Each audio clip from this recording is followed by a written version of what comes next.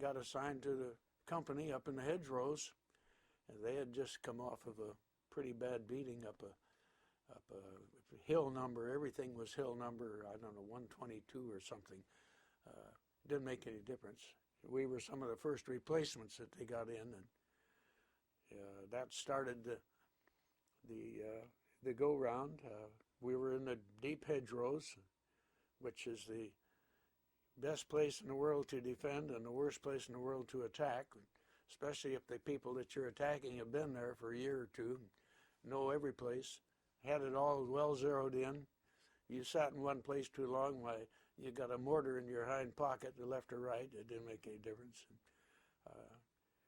Till we got out of there and started across the country with General Patton, why, it was touch and go. But the first action that I really saw was Sevis Island, and that's was not a good experience. We went up through Bourg St. Leonard, which I remember because we got really shelled, and they were really trying to keep the gap open.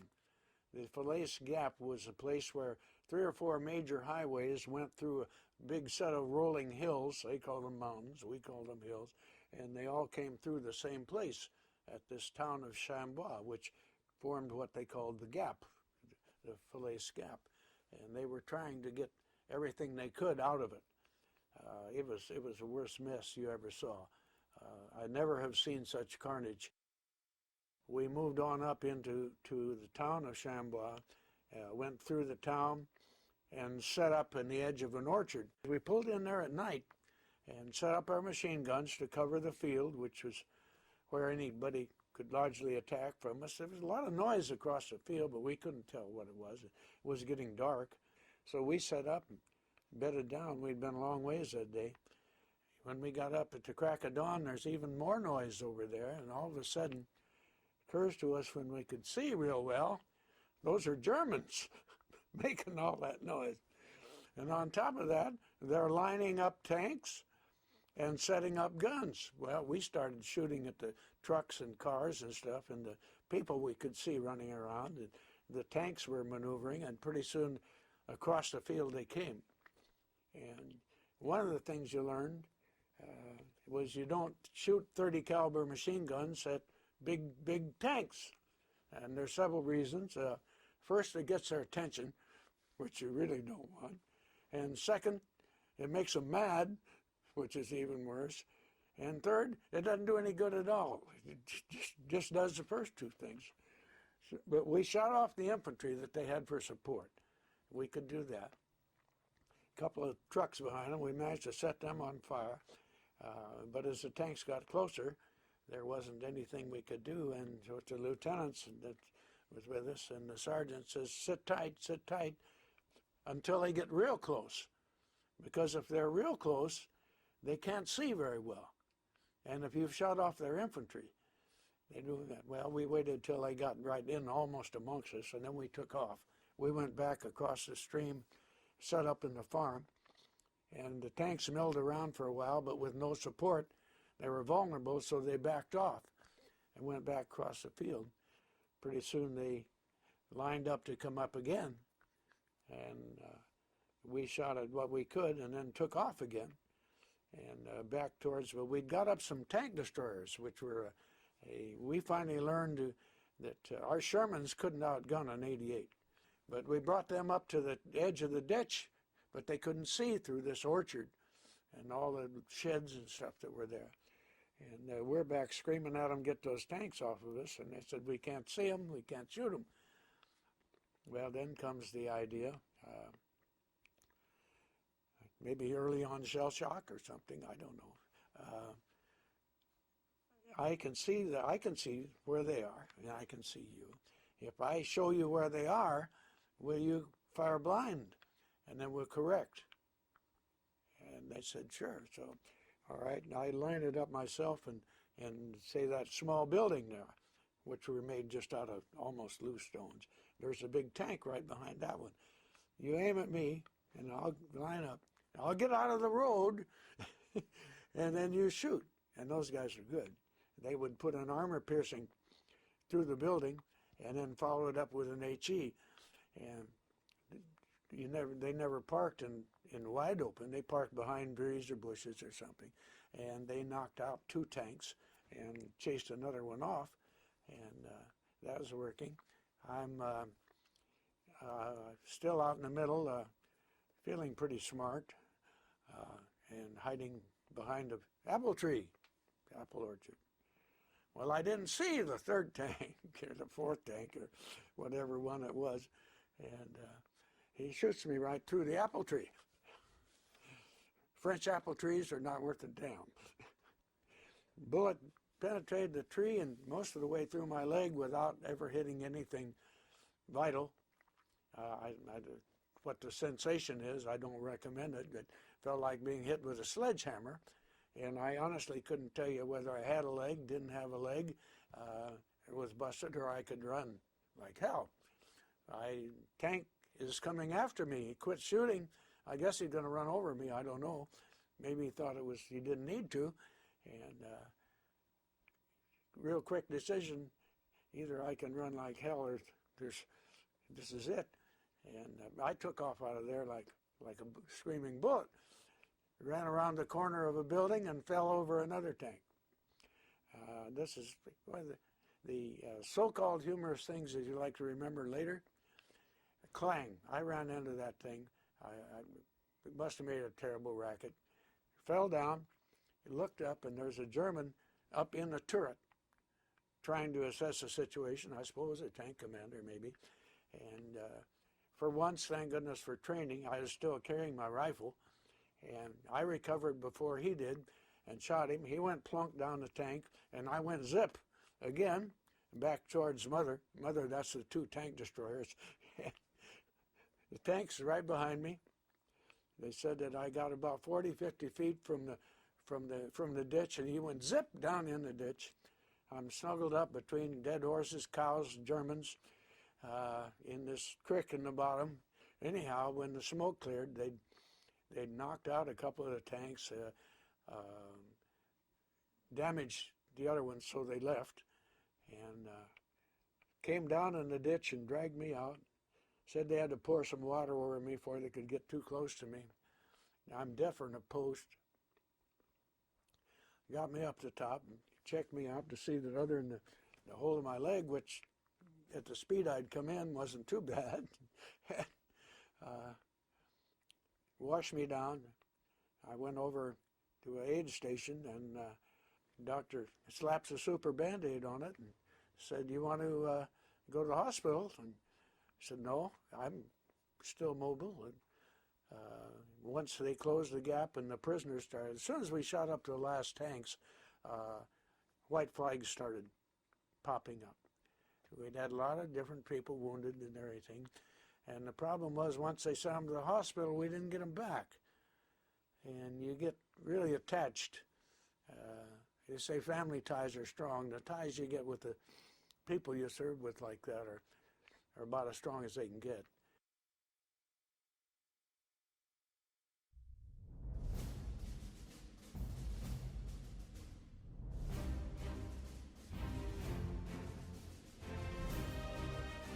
In Sherman tank, my function was the main gunner. The whole team was 5 of us.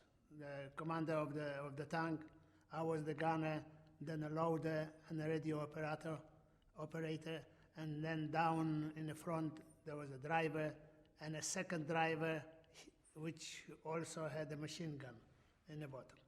So now, my very beginning, when we went in a battle not very far from Caen, was a little shaky. After a couple of days, you get used to it.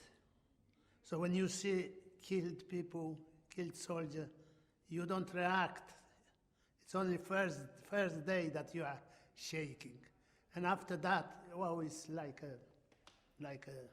nothing, because your affection is different, because you get used to it. Until we got on that hill 262, the Falaise. That was a hell. I don't know how many vehicles we destroyed. We lost 5 tanks. In my tank, we got 2 anti-tank bullets. One bullet hit the transmission where the oil flown everywhere and a fire started. So in a tank, the oil was burning, so now the main driver was killed, second next to him was killed. I was shocked and lost my power to do anything. I was halfway, didn't know what to do.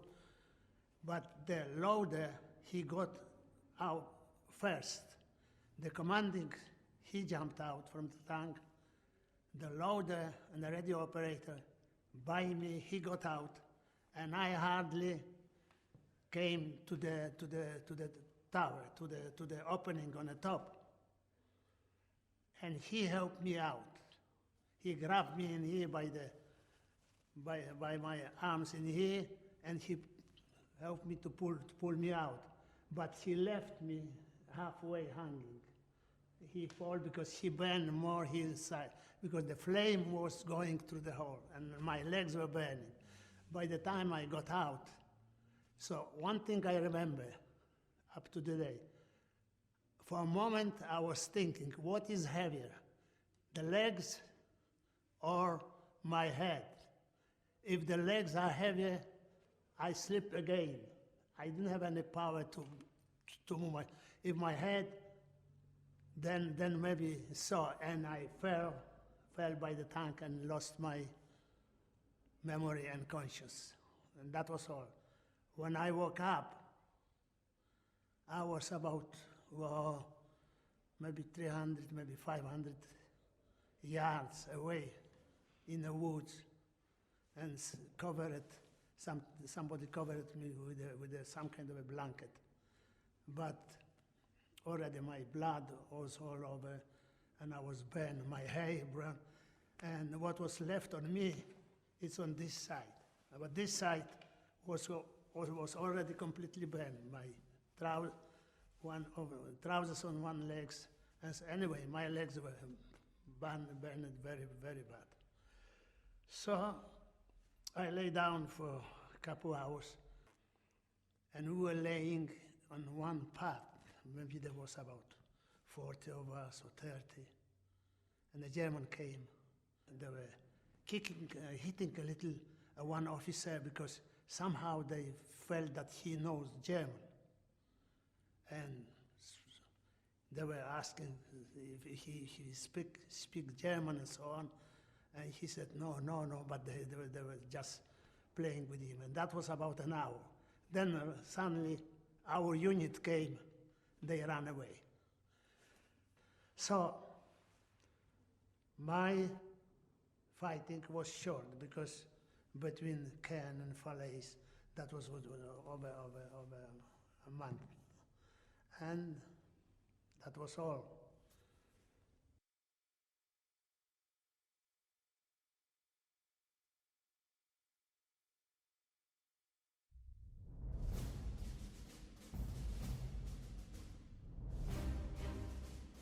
When they formed us up to drive on to Falaise, they had the armor unit up front, including the British Churchill tanks. They brought those in, and they lined us up all 10 abreast, the tanks, and the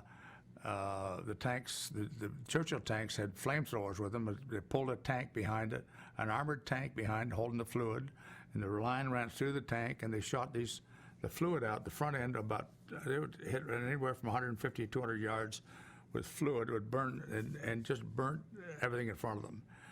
And behind that were the Sherman tanks, and then after that the Bren gun carriers, which were a British Canadian unit, full track armored vehicle, open on top, but. And then behind that came the soft skins, and we were riding. In fact, I was in scout platoon. We were weren't necessary to be out front. We were in the back riding in a soft-skin vehicle as the rest of the division was. The rest of the Argylls were anyway. And so we rode in these vehicles and went right across country about 20, 25 miles. And just, I don't know, it was just hilarious to see this thing all lined up moving. And it was like a Wild West show already. The fellows were shooting their guns off and yelling and screaming and having a ball. In the meantime, they were out front, they were burning up the Germans as they went with these tanks and just swept right across country. It was really a sight to behold that I would probably never see again and never would. But it was really worthwhile to see. The regular German soldier was just like anybody else. And they were just guys. I mean, they were easy to get along with, and some of them were happy to get captured, you know. But not the SS. The German soldiers themselves, they were frightened of the SS themselves, okay? Because sometimes if they were told not to retreat, they had the SS behind them to make sure they didn't retreat, you know? And they shoot their own men. And this P-38 that I took off this officer, we were on a sweep, and I was about to walk up. We were stationed over maybe 50 or 75 yards apart, and I came across this walkway up, driveway up into the barn, and I was going to go up into there, see if there's anybody up there, and all of a sudden a person yelled from a ditch, he said, "Don't go up there, you better come down here with me." Spoke in very broken English, and I jumped in the ditch with him. And he was a veterinarian, and he was educated in England, and thus the broken English. But I took his gun from him, and he said, "There are 3 SS in that barn, and they'll kill me just as quick as they'll kill you." So I fired a couple of shots off to get the other guys to come around, and we got the 3 SS out of there. One of the guys got up and threw a grenade and got them out. Didn't hit anybody, but they got them out. In another case, the next day we were out doing another sweep, and we ran across a whole platoon of SS. And we had a little battle fight with them, killed 2 of them before they gave up. And but they were miserable. They were just really, really, really bad. I mean, they were bad to deal with, you know, not friendly, not anything, just really bad. At the Falaise Gap, when the Germans were trying to break through, that was the worst scene I've ever seen or ever want to see ever. The Germans kept trying to push out, and they kept just mowing them down. And the Germans used a lot of horses. And the horses were piled up, and the bodies were piled up, and they just kept trying to break out. That was a really horrendous experience. We were just scattered along an area. In fact, where we were, the Germans from the battle before were still laying there. You know, so we were just kind of. It was at night, and we were around a farmyard actually. And in fact, later on, when the Germans we had stopped them, and we were going back. And it was so dark that you couldn't see your hand in front of you almost. And I never will forget, and another fellow and I were heading back towards the barn, and we ran smack dab into a cow and scared the devil out of us because we didn't know there was a cow there, and you couldn't see it. That's how dark it was. That was unusual because always, usually at night, you'd see something, but that was a very dark night. But we got the word that to pull back since they knew at some point in time they knew the Germans had quit. So the scout platoon got pretty well depleted by the time we got to Germany. From originally altogether maybe 30 guys, there wound up being about 10 by the time we got to Germany. The depletion got pretty heavy. I've often said that I'd never do that again, never volunteer again. But I wouldn't trade my experience for anything I've ever had, anything I've ever done. I think those 5 years I spent in the Army taught me more than I could have ever learned in any kind of schooling operation.